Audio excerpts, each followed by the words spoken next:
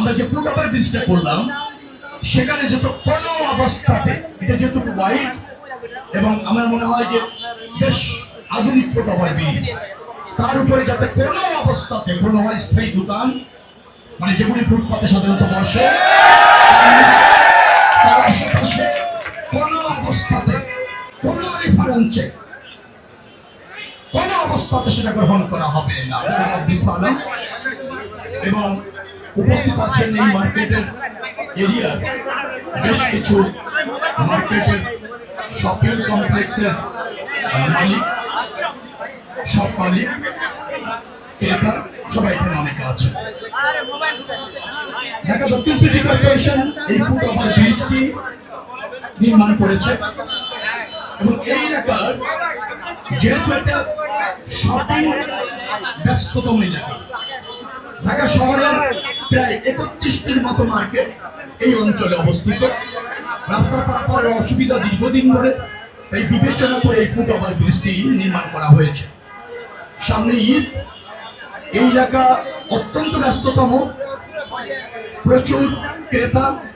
যুক্তরাষ্ট্রের 1 নম্বর gym chain gold gym এখন আবারও বাংলাদেশে।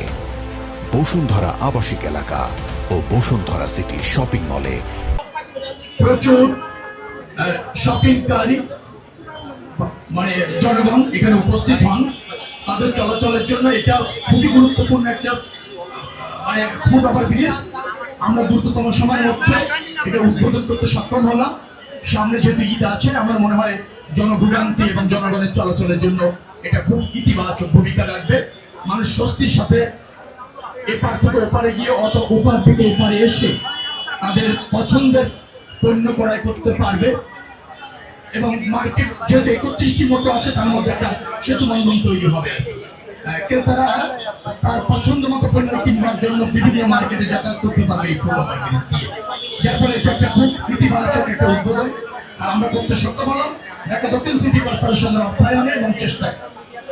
আমি খুবই আনন্দিত আজকে এই কারণে যে আমার নির্বাচনী এলাকার এই নিউ মার্কেট থানা, এটা বলতে গেলে কিন্তু একটা বাণিজ্যিক এলাকা, তো সেখানকার মানুষের মধ্যে একটা স্বস্তি আসবে, শৃঙ্খলা আসবে, ঝুঁকি কমবে রাস্তা পারাপারে। তো এটা একটা ভালো উদ্যোগ আমরা সম্পন্ন করতে পারলাম।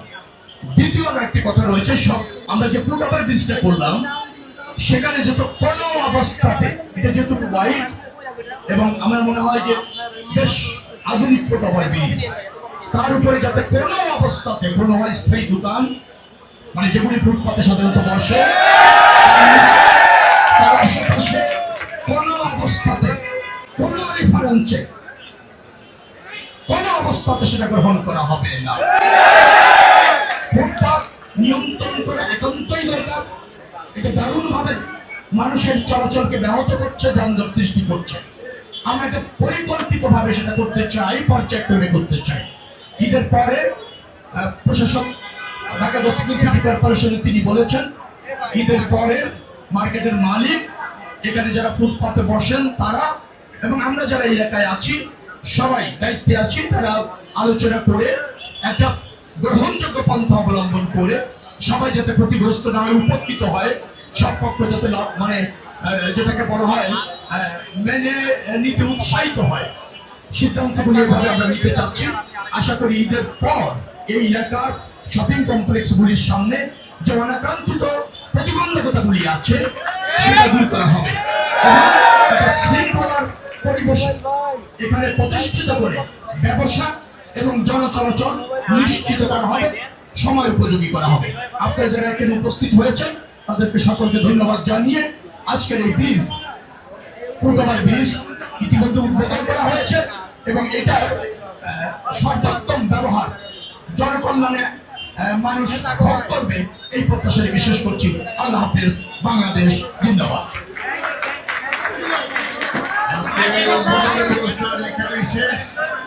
আমরা আশা করবো